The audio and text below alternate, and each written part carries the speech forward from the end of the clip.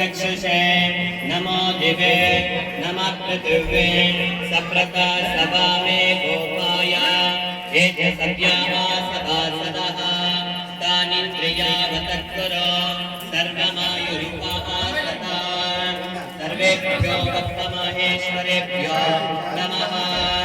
ॐ सहना भवतु सहनो भुनक्तु सह वीरं करवावहै तेजस्विनावधीतमस्तु मा विद्विषावहै। ॐ शान्ति शान्ति शान्तिः।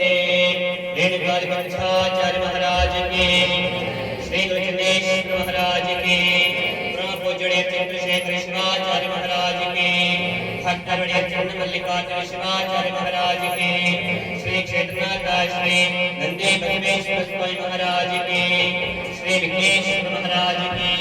सांब जय नमः पार्वती पते शिव हर हर महादेव।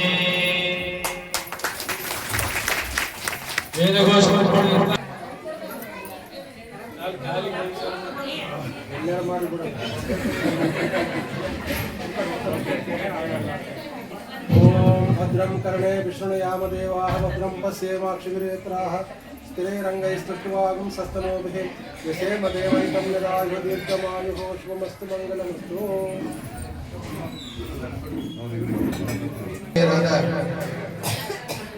ಆರಾಧ್ಯ ಗುರುಗಳಾದ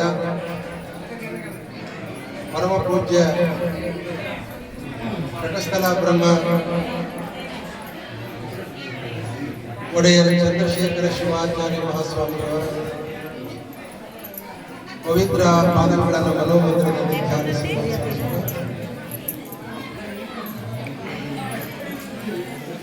ಹಳೆಯ ಹಲಸವಾಡ ಗ್ರಾಮದಲ್ಲಿ ನೆಲೆಸಿರುವಂತಹ ನಂದಿ ಬಸವೇಶ್ವರ ಸ್ವಾಮಿಯನ್ನು ಸ್ಮರಿಸಿಕೊಂಡು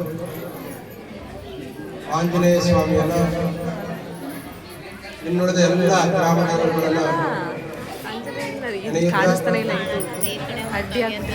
ಪ್ರತಿ ವರ್ಷದ ಪದ್ಧತಿಯಂತೆ ಗಣಪತಿಯ ವಿಸರ್ಜನಾ ಸಮಾರಂಭದಲ್ಲಿ ಹೊನ್ನಾಳಿ ಹಿರೇಕಲ್ಮಠದ ಗುರುಗಳವರನ್ನು ಬರಮಾಡಿಕೊಂಡು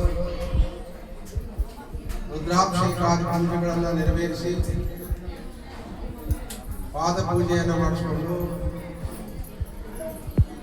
ಎಲ್ಲರಿಗೂ ಅನ್ನ ಸಂತರ್ಪಣಾದಿ ಕಾರ್ಯಗಳನ್ನು ಮಾಡುವ ಮುಖಾಂತರವಾಗಿ ಈ ಕಾರ್ಯಗಳನ್ನು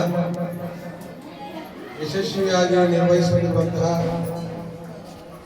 ದೇವಸ್ಥಾನದ ಅಧ್ಯಕ್ಷರೇ ಹಾಗೂ ಎಲ್ಲ ಪದಾಧಿಕಾರಿಗಳೇ,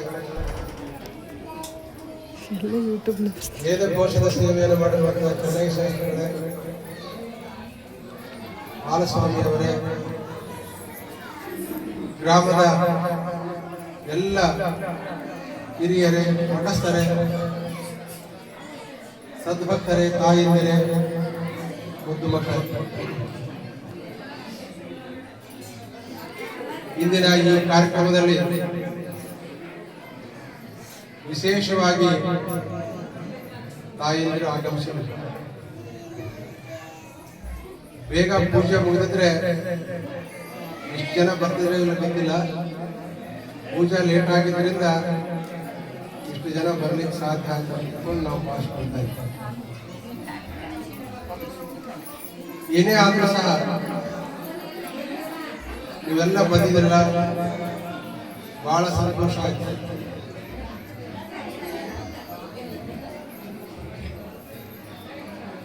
ಒಂದು ವಿಶೇಷವನ್ನು ನಾನು ಈ ಸಂದರ್ಭದಲ್ಲಿ ಹೇಳಲಿಕ್ಕೆ ಇಷ್ಟಪಡ್ತಾ ಇದ್ದೇನೆ. ಇವತ್ತೇನಾದರೂ ಸಂಸ್ಕೃತಿ ಮತ್ತು ಪರಂಪರೆ ಉಳಿದಿದೆ ಅಂತಂದ್ರೆ ಅದು ಇವರಿಂದಲ್ಲ, ನಿಮ್ಮಿಂದ ಅಂತ.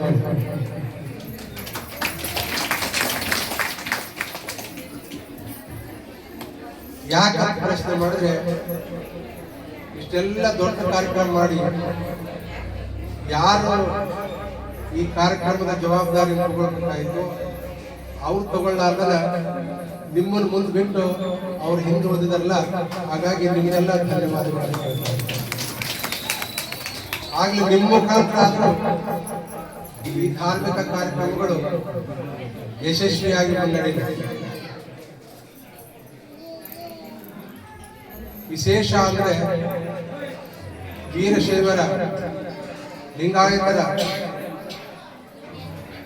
ಪರಂಪರೆಯಲ್ಲಿ ಬಂದಿರತಕ್ಕಂಥ ಎಲ್ಲರೂ ಸಹ ಕಾಳಜಿಪೂರ್ವಕವಾಗಿ ನಾವು ಹೇಳುವಂತಹ ಮಾತುಗಳು ಏನು ಅಂತ ಹೇಳಿದ್ರೆ, ನೀವೆಲ್ಲರೂ ನಿಮ್ಮ ಕೊರಳಲ್ಲಿ ಲಿಂಗ ಇದೆಯೋ ಇಲ್ಲ ಸ್ವಲ್ಪ ಎದೆ ಮುಟ್ಕೊಂಡು ನೋಡ್ಕೊಳ್ಳಿ. ಹೇಳಾಕ ಲಿಂಗಾಯತ ವೀರಶೈವರು ಅಂತ ಹೇಳ್ತೀವಿ, ಲಿಂಗಾಯತರ ಅಂತ ಹೇಳ್ತೀವಿ. ಲಿಂಗನ ಕೊಳ್ಳಾಗಿಲ್ಲ ಅಂತಂದ್ರೆ ನೀವ್ ಹೆಂಗ್ ಲಿಂಗಾಯತ ಆಗ್ಲಿಕ್ಕೆ ಸಾಧ್ಯ? ನಾವೆಲ್ಲರೂ ಸ್ವಲ್ಪ ನಾಚಿಕೆ ಪಡಬೇಕಾಗಿದೆ. ಅನ್ಯ ಧರ್ಮೀಯರೆಲ್ಲ ಸ್ವಲ್ಪ ನಾವು ನೋಡ್ಬೇಕು. ಇವತ್ತು ಅನಿವಾರ್ಯವಾಗಿ ಈ ಮಾತುಗಳನ್ನ ಹೇಳ್ತಾ ಇದ್ದೇವೆ.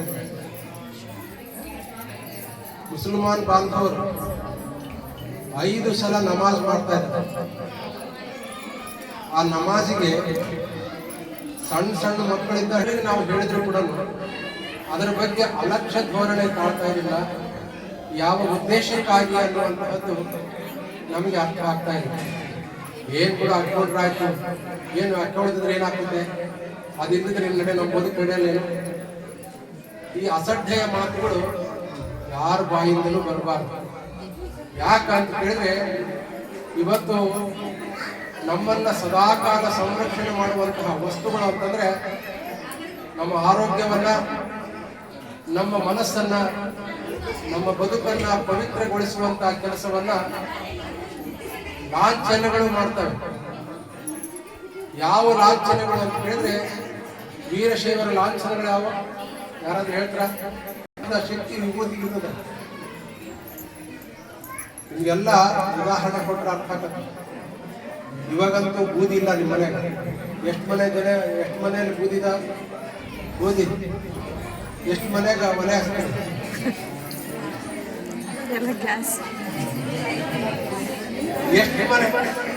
ಎಷ್ಟು ಮನೆಯಲ್ಲಿ ಗ್ಯಾಸ್ ಹಾಕ್ತಾರೆ? ಗ್ಯಾಸ್ ಎಲ್ಲರ ಮನೆಗ, ಆದ್ರೂ ಕೆಲವು ಜನರು ಒಲೆ ಹಚ್ತಾರೆ. ಹಿಂದಿನ ಕಾಲದಲ್ಲಿ ಗ್ಯಾಸ್ ಇದ್ದಿಲ್ಲ, ಒಲೆನೇ ಎಲ್ಲ ಆಧಾರ. ಆಗ ನಿಮ್ಮ ಪಾತ್ರೆಗಳನ್ನ ತೊಳೆಯೋದಕ್ಕೆ ಯಾವ ಸಾಧನ ಬಳಸ್ತಾ ಇದ್ರೆ? ಬೂದಿ ಅಲ್ಲ. ಹಾಗಾದ್ರೆ ಬೂದಿಯಲ್ಲಿ ಎಂತ ಶಕ್ತಿ ಇರ್ತದೆ? ಪಾತ್ರೆಗಳು ಸ್ವಚ್ಛ ಆಗ್ಬೇಕಂದ್ರೆ ಬೂದಿ ಹಚ್ತದೆ, ಹೌದಲ್ಲ? ಅಡಿಗೆ ಮಾಡಿದ್ಮೇಲೆ ಏನ್ ಮಾಡ್ತಿದ್ರೆ? ಅಡಿಗೆ ಆದ್ಮೇಲೆ ವಿಭೂತಿ ಹಚ್ತದೆ ಬರೇ. ಅವಾಗ ಮನೆಗಳ ಮೇಲೆ ಒಂದಿಷ್ಟು ನೀರು ಒರೆಸಿ ಆ ಬೂದಿನೇ ಹಚ್ಚಿಬಿಡ್ತೀನಿ. ಅದೇ ವಿಭೂತಿ ಅಂತ ತಿಳ್ಕೊಳ್ತಿದ್ರಿ. ಅದರಲ್ಲಿ ಅಷ್ಟು ಶಕ್ತಿ ಅಡಗಿದೆ. ಇನ್ನು ಮುಂದುವರೆದ ಭಾಗ ಅಂದ್ರೆ ಹಿಂದೆ ಕಾಳುಗಳು ಕೆಡಬಾರ್ದು ಅಂತ ತಿಳ್ಕೊಂಡು ಏನ್ ಮಾಡ್ತಿದ್ರು? ಬೂದಿ ಒರೆಸಿ ಅವನು ಇಡ್ತಾ ಇದ್ದ. ಬೂದಿಯಲ್ಲಿ ಅಷ್ಟು ಶಕ್ತಿ, ಕಾಳು ಕೆಡಬಾರ್ದು ಅನ್ನುವಂತ ಕೆಡಿಸಲಾರ್ದಂತ ಶಕ್ತಿ ಬೂದಿಗಿದೆ. ಪಾತ್ರೆಗಳನ್ನು ಸ್ವಚ್ಛ ಮಾಡುವಂತ ಶಕ್ತಿ ಬೂದಿಗಿದೆ. ಅದೇ ಆಕಳದ ಸಗಣಿಯಿಂದ ತಯಾರಾಗಿರ್ತಕ್ಕಂಥ ಬೂದಿಯಲ್ಲಿ ನಮ್ಮ ಹಳೆ ಬರಹದ ದುಷ್ಟ ಶಕ್ತಿಗಳನ್ನು ದೂರ ಮಾಡ್ತಕ್ಕಂಥ ಶಕ್ತಿ ಇಲ್ವೇ? ಇದೆಯಲ್ಲ. ಹಾಗಾದ್ರೆ ಒಂದ್ಸಲ ಚಪ್ಪಾಳೆ ತಟ್ಟೆ. ಯಾಕೆ ಚಪ್ಪಾಳೆ ತಟ್ಟಿದ್ರೆ? ಇನ್ನು ಮುಂದೆ ಆ ಬೂದಿ ಹಚ್ಕೊಳ್ತೀವಿ ಅಂತೇಳಿ ಚಪ್ಪಾಳೆ ತಟ್ಟದಾಗ ನೀವೆಲ್ಲ ಸ್ನೋ ಪೌಡರ್ ಅಲ್ಲ, ಸ್ನೋ ಪೌಡರ್ ಹಚ್ಕೊಳಕ್ ನಮ್ದೇನು ಆಗ್ತಿಲ್ಲ. ಈ ಬಿಸಿಲಾಗ ಸ್ನೋ ಪೌಡರ್ ಹಚ್ಕೊಂಡು ಬಿಸಿಲಾಗ ಹೋಗಿ 1 ಗಂಟೆ ಅಡ್ಡಾಡಿ ಒಳಗೆ ಬರ್ರಿ, ಏನಾಗಿರ್ತದೆ? ಮುಖ ಕಪ್ಪಾಗಿರ್ತಲ್ಲ. ಯಾಕೆ ಕಪ್ಪಾಯ್ತು? ಆಸಿಡ್ ಇರ್ತಲ್ಲ. ಮತ್ತೆ ಆಸಿಡ್ ಗೊತ್ತಿದ್ದು ನಾವು ತಪ್ಪು ಮಾಡ್ಕೊಳ್ಳೋದು, ಗೊತ್ತಿದ್ದು ನಮ್ಮ ಆರೋಗ್ಯ ಕೆಡಿಸ್ಕೊಳ್ಳೋದು. ನಮ್ಮ ಚರ್ಮವನ್ನು ಸುಡುವಂತ ಕೆಲಸ ಯಾವ್ದು ಮಾಡುತ್ತೆ? ಆಸಿಡ್ ಮಾಡುತ್ತೆ. ಹಾಗಾದ್ರೆ ಆಸಿಡ್ ಯಾವ್ದ್ರಲ್ಲಿ ಇರ್ತದೆ? ಪೌಡರ್ನಲ್ಲಿ, ಸ್ನೋ ಪೌಡರ್ ಇರ್ತದೆ. ಅದೇ ವಿಭೂತಿ ಹಚ್ಕೊಂಡ್ರೆ ಹೊರಗೆ ಹೋಗಿ ಒಳಗೆ ಬರ್ರಿ. ಏನಾದ್ರು ವ್ಯತ್ಯಾಸ ಇರ್ತದ? ಏನು ವ್ಯತ್ಯಾಸ ಇಲ್ಲ. ಹಾಗಾದ್ರೆ ಬೂದಿಯಲ್ಲಿ ಎಂತ ಶಕ್ತಿ ಇದೆ ಅನ್ನುವಂತಹದ್ದನ್ನ ನಾವು ತಿಳ್ಕೊಂಡ್ಬಿಟ್ರೆ ಇನ್ನು ಮುಂದೆ ಏನು ಹಚ್ತಾರೆ? ಬೂದಿ ಹಚ್ತಾರಲ್ಲ, ಆಕಳ ಸಗಣಿಯಿಂದ ತಯಾರಾಗಿರುವಂತಹ ವಿಭೂತಿಯನ್ನು ಹಚ್ಬೇಕು. ನೀವೆಲ್ಲ ದೇವಸ್ಥಾನಕ್ಕೆ ಹೋದಾಗ ಅಲ್ಲಿ ಅಂಗಾರ ಇಟ್ಟಿರ್ತಾರೆ ತಾನೆ, ವಿಭೂತಿ ಇಟ್ಟಿರ್ತಾರೆ, ಅಂಗಾರ ಇಟ್ಟಿರ್ತಾರೆ. ಯಾಕಂತ ಕೇಳಿದ್ರೆ ಅದು ದೇವರ ಆಶೀರ್ವಾದ. ಆ ಆಶೀರ್ವಾದವನ್ನು ನಮ್ಮ ಮಕ್ಕಳಿಗೆ, ನಮಗ, ಎಲ್ಲರಿಗೂ, ಪ್ರಾಣಿಗಳಿಗೂ ಎಲ್ಲ ಕಾಚಿದ್ರೆ ಎಲ್ಲ ಕಾಯಿಲೆ ದೂರ ಆಗ್ತವೆ ಅಂತ ಅನ್ನುವಂಥ ನಂಬಿಕೆಯಿಂದ ಆ ವಸ್ತುಗಳನ್ನು ನಮ್ಮ ಹಿರಿಯರು ನಮಗೆ ಗಿಫ್ಟ್ ಆಗಿ ಕೊಟ್ಟಾರ. ಈ ವಸ್ತುಗಳನ್ನು ತಯಾರು ಮಾಡಿ ಕೇವಲ ಸುಮ್ಮನೆ ಆಧ್ಯಾತ್ಮಿಕವಾಗಿ ತಯಾರು ಮಾಡಿಲ್ಲ, ವೈಜ್ಞಾನಿಕವಾಗಿ ಸಂಶೋಧನೆ ಮಾಡಿ ಆ ವಸ್ತುಗಳನ್ನು ನಮಗೆ ಕೊಟ್ಟಿದ್ದಾರೆ. ಆ ವಸ್ತುಗಳನ್ನು ನಾವು ಬಳಸಲಿಕ್ಕೆ ಯಾರೂ ಪ್ರಯತ್ನ ಮಾಡೋದಿಲ್ಲ ಅನ್ನೋದು. ಭಸ್ಮ ಮಾಡೋದಕ್ಕೆ ಕಷ್ಟ ಆಗ್ತದೆ, ಆದರೆ ನೀವೆಲ್ಲ ಮಠಕ್ಕೆ ಬಂದರೆ ಇವು ಧಾರಾಳವಾಗಿ ಸಿಗ್ತದೆ. ಅವುಗಳನ್ನ ಹಚ್ಕೊಳ್ರಿ. Snow powder ಹಚ್ಕೊಳ್ರಿ, ಬೇಡಕ್ಕಾಗಲ್ಲ. ಯಾಕಂದರೆ ಅದೇ ಜಾಸ್ತಿ. ಕಂಪ್ಲೇಂಟ್ ನಮ್ಮ ಮೇಲೆ ಮತ್ತೆ ಕಂಪ್ಲೇಂಟ್ ಮಾಡ್ತಾರೆ, ಗುರುಗಳು ಕಂಪ್ನಿ ಬಗ್ಗೆ ಕೆಟ್ಟದಾಗಿ ಹೇಳಲ್ಲ. ಅವನು ಹಚ್ಕೊಂಡ್ರೆ, ಹಚ್ಕೊಳ್ತಾ ಇದ್ರೆ ನಾವು ಹೇಳಿದ್ರು ಕೂಡ ಬೇಸರ ಆಗ್ತದೆ. ಆದ್ದರಿಂದ ಅವನು ಹಚ್ಕೊಳ್ರಿ. ಆದರೆ ವಿಶೇಷವಾಗಿ ವಿಭೂತಿಯನ್ನು ಮನೆಗೆ ಹಚ್ಕೊಳ್ಬೇಕು. ಕೊರಳಾಗ ರುದ್ರಾಕ್ಷಿ ಮತ್ತು ಲಿಂಗವನ್ನು ಕಟ್ಕೊಳ್ಬೇಕು. ರುದ್ರಾಕ್ಷಿ ಹಾಕೊಳ್ಳೋದ್ರಿಂದ ಏನು ಕೆಲಸ, ಏನು ನಿವಾರಣೆ ಆಗತ್ತೆ? ರಿಮೋಟ್ ಕೊಡ್ತದೆ, ಪಾಸಿಟಿವ್ ಎನರ್ಜಿ ಬರ್ತದೆ, ಧನಾತ್ಮಕವಾದ ಶಕ್ತಿ ಬರ್ತದೆ. ಅವ್ನು ತಂದ ಹಂಗೇಟರ್ ನೋಡಲ್ಲ ಅವರು. ಅದರಲ್ಲಿ BP ಕಂಟ್ರೋಲ್ ಮಾಡ್ತಕ್ಕಂಥ ಶಕ್ತಿ ಇರ್ತದೆ. ಇತ್ತೀಚೆಗೆ BP, ಶುಗರ್ ಕಾಮನ್ ಕಾಯಿಲೆಗಳಾಗಿರ್ತದೆ. ಎಲ್ಲರಿಗೂ BP, ಶುಗರ್ ಸಣ್ಣ ಮಕ್ಕಳಿಂದ ಹಿಡಿದು ಮುದುಕರವರೆಗೆ ಬರ್ತಾ ಇದ್ದಾವೆ. ಯಾಕಂದ್ರೆ ಆಹಾರದಲ್ಲಿ ವ್ಯತ್ಯಾಸ ಇದೆ. ಅದು ಕಂಟ್ರೋಲ್ ಆಗಬೇಕಾದ್ರೆ ಯಾವಾಗಲೂ ಕೊರಳಾಗ ರುದ್ರಾಕ್ಷಿ ಹಚ್ಕೊಡ್ರಿ, ಹಣಿಗೆ ಭಸ್ಮ ಹಚ್ಕೊಡ್ರಿ, ಲಿಂಗು ಲಾಂಛನ ಧರಿಸ್ಕೊಡ್ರಿ. ಅದು ಪ್ರತಿನಿತ್ಯ ಪೂಜೆ ಮಾಡೋದ್ರಿಂದ ನಮ್ಮ ಕಣ್ಣಿನ ಕಾಂತಿಯನ್ನು ಹೆಚ್ಚಿಸ್ತದೆ. ಕಣ್ಣಿನ ಕಾಂತಿ ಹೆಚ್ಚುತ್ತದೆ ಅಂದರೆ ನಮ್ಮ ಕಣ್ಣು ಕೂಡ ಯಾವ ಕಲರ್ ಇದೆ? ಕಪ್ಪು ಇದೆಯಲ್ಲ. ಲಿಂಗು ಯಾವ ಕಲರ್ ಇರುತ್ತೆ? ಅದನ್ನು ನೋಡ್ಕೊಂಡು ಫಳ ಫಳ ಫಳ ಹೊಳಿತಾ ಇರುವಂಥ ವಸ್ತುವನ್ನು ನೋಡಿಬಿಟ್ರೆ ಆ ಕಿರಣಗಳು ನಮ್ಮ ಕಣ್ಣಿನೊಳಗೆ ಪ್ರವೇಶ ಆಗ್ತವೆ. ಅಲ್ಲಿ ಶಕ್ತಿ ಹೆಚ್ಚಿಗೆ ಆಗ್ತದೆ, ಪಾಸಿಟಿವ್ ಎನರ್ಜಿ ಅನ್ಕೊಂಡು. ಇವೆಲ್ಲವೂ ವೈಜ್ಞಾನಿಕವಾಗಿರುವಂಥ ಉಪಕರಣಗಳು. ಅದಕ್ಕೆ ಆಧ್ಯಾತ್ಮಿಕದ ಲೇಪನವನ್ನು ಮಾಡಿದರು. ಇವು ವೀರಶೈವರ ಲಾಂಛನಗಳು. ಇವುಗಳನ್ನು ಧರಿಸ್ಕೊಳ್ಬೇಕು. ವೀರಶೈವರಾಗಿರ್ತಕ್ಕಂಥ ನಾವು ಧರಿಸ್ಕೊಳ್ಳೇಬೇಕು ಅನ್ನುವಂಥ ದೃಷ್ಟಿಯಿಂದ ಅವುಗಳನ್ನು ಕೊಟ್ಟಿದ್ದಾರೆ. ತಾಯಿದ್ರೆ ನೀವು ಮನಸ್ಸು ಮಾಡಿದ್ರೆ ಯಾವುದು ಕಷ್ಟ ಅಲ್ಲ. ನೀವು ಮನಸ್ಸು ಮಾಡಿದ್ರೆ ನಿಮ್ಮ ಮನೆಯವ್ರು ಕೇಳ್ತಾರೆ, ನಿಮ್ಮ ಮಕ್ಕಳು ಕೇಳ್ತಾರೆ. ನೀವು ಮನಸ್ಸು ಮಾಡದೆ ಹೋದರೆ, ನೀವು ಹಾಕಿಕೊಳ್ದೆ ಹೋದರೆ ನಿಮ್ಮ ಮಕ್ಕಳು ಹಾಕೊಳ್ಳಂಗಿಲ್ಲ, ನಿಮ್ಮ ಮನೆಯವರಂತೂ ಬದಲೇ ಹಾಕಂಗಿಲ್ಲ. ಹೌದಲ್ಲ? ಇವತ್ತಿನಿಂದ ಆ ಕೆಲಸ ಮಾಡ್ತೀರಾ? ಕೆಲಸ ಮಾಡ್ತೀರ ಅಂತ ಸ್ವಲ್ಪ ಪ್ರಾಮಾಣಿಕವಾಗಿ ಹೇಳಿ. ನಾವು ಕಷ್ಟಪಟ್ಟು ಅಲ್ಲಿಂದ ಬರೋದು ಎದಕ್ಕೆ ಅಂತ ಕೇಳಿದ್ರೆ, ನಮ್ಮ ಭಕ್ತರಿದ್ದಾರೆ, ಲಿಂಗ ಪೂಜೆ ಮಾಡ್ತಾರೆ, ಒಂದಿಷ್ಟು ಆಚಾರ ವಿಚಾರ ಉಳಿಬೇಕು, ಆ ಪರಂಪರೆ ಉಳಿಸ್ಬೇಕು ಅಂತ ತಿಳ್ಕೊಂಡು ನಾವು ಬರ್ತೀವಿ. ನೀವು ಕಲಿತಿದ ಅಂತ ತಿಳ್ಕೊಂಡು ಬರಂಗಿಲ್ಲ. ನಾವು ನಮಗೆ ಬೇಕಾದಷ್ಟು ಕೆಲಸ ಇರ್ತವೆ. ಆದರೆ ನಮ್ಮ ಕೆಲಸ ಏನಂತ, ನಮ್ಮ ಜವಾಬ್ದಾರಿ ಇರ್ತದೆ. ನಮ್ಮ ವೀರಶೈವರಿಗೆ, ಲಿಂಗಾಯತರಿಗೆ ನಮ್ಮ ಆಚಾರ ವಿಚಾರಗಳನ್ನು ಹೇಳ್ತಕ್ಕಂಥ ಜವಾಬ್ದಾರಿ ಇರ್ತದೆ. ಅನ್ನ ಧರ್ಮೀಯರು ತಮ್ಮ ತಮ್ಮ ಆಚಾರ ವಿಚಾರಗಳನ್ನು ಪಾಲಿಸ್ತಿದ್ದಾರೆ. ನಾವು ಅವಳಿಂದ ಹಿಮ್ಮುಖವಾಗ್ತಾ ಇದೀವಿ, ಹಿನ್ನೆಲೆ ಆಗ್ತಾ ಇದೀವಿ. ಆದ್ದರಿಂದ ನೀವೆಲ್ಲರೂ ಕಳಕಳಿ ಪೂರ್ವಕವಾಗಿ ಹೇಳೋದಿಷ್ಟೇ, ಎಲ್ಲರೂ ವಿಭೂತಿ, ರುದ್ರಾಕ್ಷಿ, ಲಿಂಗವನ್ನು ಸದಾಕಾಲ ಕೊರಳಾಗಿ ಹಾಕಿಕೊಡ್ರಿ, ಹಣೆ ಮೇಲೆ ವಿಭೂತಿ ಧರಿಸ್ಕೊಡ್ರಿ, ನಿಮ್ಮ ಧರ್ಮವನ್ನು ಪಾಲನೆ ಮಾಡ್ರಿ ಅನ್ನುವಂಥ ಮಾತನ್ನು ಈ ಸಂದರ್ಭದಲ್ಲಿ ತಿಳಿಸುತ್ತಾ, ವಿಶೇಷ ಅಂದರೆ ಪೂಜೆಗೆ 5 ಮತ್ತು 6, 5 ಬಂದು 6 ಜನ ಗಂಡ್ಮಕ್ಳು, ಒಂದು 5 ಜನ ಹೆಣ್ಮಕ್ಳು ಅಭಿಷೇಕಕ್ಕೆ ಬಂದಿದ್ರು. ಅವ್ರು ಲಿಂಗ ಇದ್ರು ಅಂತ ತಿಳ್ಕೊಂಡು ಬಂದಿದ್ರು.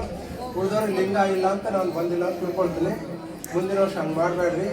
ಎಲ್ಲರೂ ಕಡ್ಡಾಯವಾಗಿ ಲಿಂಗ ಐತೆ. ಎಲ್ಲರ ಮನೆ ಲಿಂಗ ಇರುತ್ತಲ್ಲ, ಆಯ್ತಲ್ಲ, ಅದನ್ಯಾಕೆ ಮತ್ತೆ ಊಟಕ್ಕೆ ಹಾಕಿದೆ?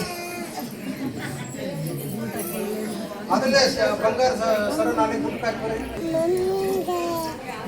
ಶರಣರು ವಚನ ಹೇಳಿದ್ರು, ಭೂಮಿ ನಿನ್ನದಲ್ಲ, ಹೇಮ ನಿನ್ನದಲ್ಲ, ಕಾವಿನಿ ನಿನ್ನವಳಲ್ಲ, ಜಗ ಹಿಕ್ಕಿದಾವಿನಿ, ನಿನ್ನೊಡವೆ ಎಂಬುದು ಜ್ಞಾನರತ್ನ, ಅಂತಪ್ಪ ದಿವ್ಯ ರತ್ನವ ನೀನು ಅಲಂಕರಿಸಿದೆಯಾದರೆ ನಿನ್ನಂದ ಕಾಣ ಶ್ರೀಮಂತರಿಲ್ಲ ಎಲೆ ಮನವಿ. ನೀನೇ ಶ್ರೀಮಂತ ಆಗ್ತೀಯ.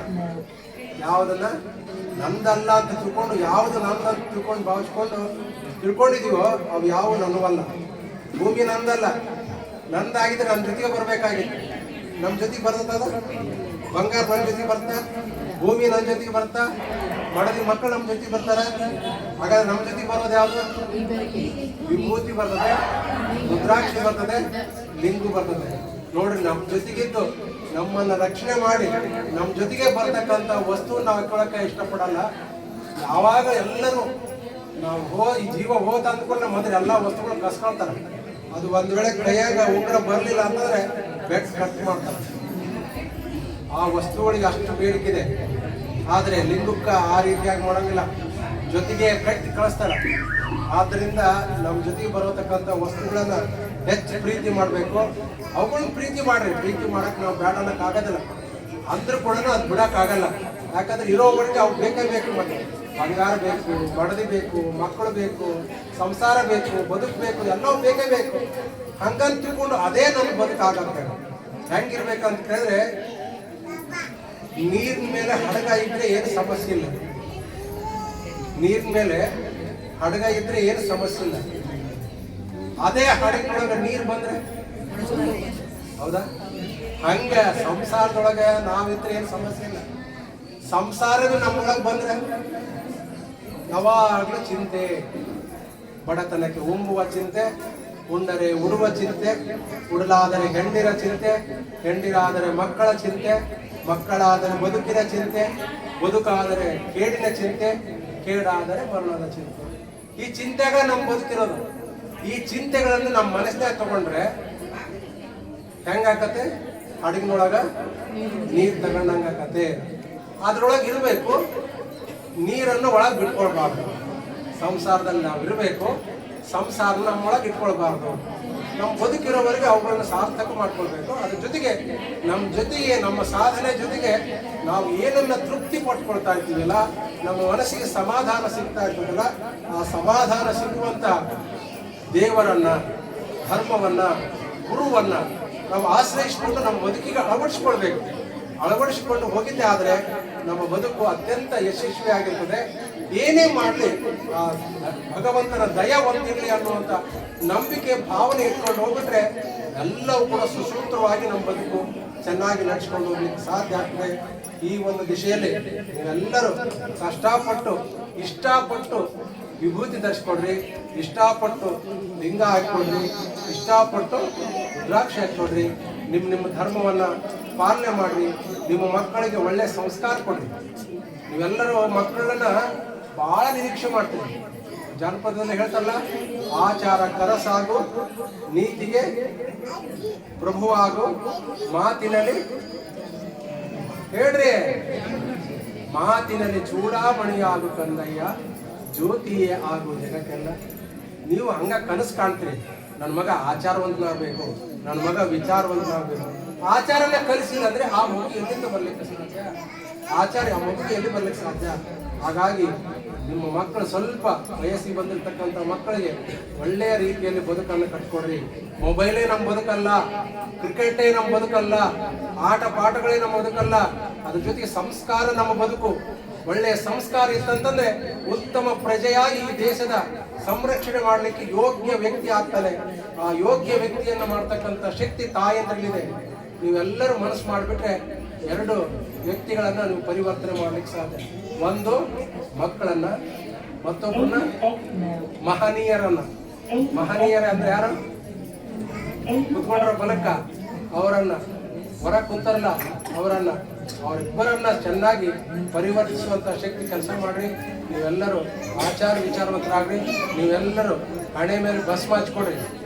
ನಿಮಗೆ ಕೊಳ್ಳಾಗ ಆಭರಣ ಹಾಕೊಂಡು ಹೋದ್ರೆ ಒಬ್ಬರೇ ಹೊಂಟ್ರೆ ಸಾಯಂಕಾಲ ಆದ್ಮೇಲೆ ಏನ್ ಮಾಡ್ತೀರಿ? ಹಿಂಗ ಹಾಕೊಂಡು ಹೋಗ್ತೀರಿ. ಅದೇ ಹಣೆ ಮೇಲೆ ಭಸ್ಮ ಹಚ್ಕೊಂಡು ಅದನ್ನ ಹಾಕೊಂಡು ಹೋಗ್ರಿ. ಅವ್ರೇನ್ ಮಾಡ್ತಾರ? ತಾಯಿ ಶರಣವ್ವ ನಮಸ್ಕಾರ ಅಂತೇಳಿ ಕೈ ಮುಗಿ ಕೂರೋಕರ. ಶರಣವ್ವ ನಮಸ್ಕಾರ ಅಂತ ಅನ್ನೋ ಶಕ್ತಿ ಯಾವಾಗ ಬರುತ್ತೆ? ಹಣೆಗೆ ಭಸ್ಮ ಹಚ್ಕೊಂಡಾಗ ಆಭರಣ ಕಂಡಾಗ ಶಕ್ತಿ ಬರಲ್ಲ. ಆದ್ದರಿಂದ ಅಂಥ ವಸ್ತುಗಳನ್ನು ಹೆಚ್ಚು ಹಾಕ್ಕೊಡ್ರಿ. ನಿಮ್ಮ ಮಕ್ಕಳು ಬುದ್ಧಿವಂತರಾಗಲಿ, ನಿಮ್ಮ ಮಕ್ಕಳು ಸಂಸ್ಕೃತವಂತರಾಗಲಿ, ಸುಸಂಸ್ಕಾರವಂತ ಆಗಲಿ. ಅದ್ರ ಜೊತೆಗೆ ನೀವೆಲ್ಲರೂ ಕೂಡ ಮುಂದಿನ ದಿನಮಾನದಲ್ಲಿ ಗುರುಗಳು ಪೂಜೆ ಹಾಕಂತಂದ್ರೆ ಎಲ್ಲರೂ ಈ ಪೂಜೆಯಲ್ಲಿ ಭಾಗವಹಿಸಿ. ಇದ್ದಿದ್ದೇ ನಮ್ಮ ಬದುಕು. ಬೆಳಗ್ಲಿಂದ ಸಾಯಂಕಾಲ ತನಕ ಮುಗಿಯಂಗಿಲ್ಲ, ಅದೇ ಕೆಲಸ ದಿನ ಮಾಡೋದು. ಆದರೆ ಒಂದು ದಿವಸ ಈ ವರ್ಷದ ಒಂದು ದಿವಸ ನಿಮ್ಮೂರಿಗೆ ಬರ್ತಾರೆ ಗುರುಗಳು. ಬಂದಾಗ ಎಲ್ಲರೂ ಕೂಡ್ಕೊಂಡು ಆ ಲಿಂಗಯ್ಯನ ಪೂಜೆ ಮಾಡಿದ್ರೆ ಲಿಂಗಯ್ಯ ಎಷ್ಟು ಆನಂದ ಆಗಲ್ಲ. ನೀವು ವರ್ಷದವರೆಗೆ ಪೂಜೆ ಮಾಡ್ಲಿಕ್ಕೆ ಚಿಂತಿಲ್ಲ, ಹಂಗಂತ ತಿಳ್ಕೊಂಡು ಪೂಜೆ ಮಾಡಬೇಡ್ರಿ ಅಂತಲ್ಲ, ಎಲ್ಲರೂ ಪೂಜೆ ಮಾಡ್ರಿ. ಆದ್ರೆ ಗುರುಗಳು ಬಂದಾಗ ಆದ್ರೂ ಪೂಜೆ ಮಾಡ್ರಿ ತಾಯಿ, ಅವಾಗಾದ್ರೆ ದೇವ್ರ ಪ್ರೀತಿ ಹಾಕಲ್ಲ. ನೀವೆಲ್ಲರೂ ಅದ್ರೊಳಗಿಟ್ಟು ಮನೆಗಿಟ್ಟು ಬಂದಿಲ್ಲ,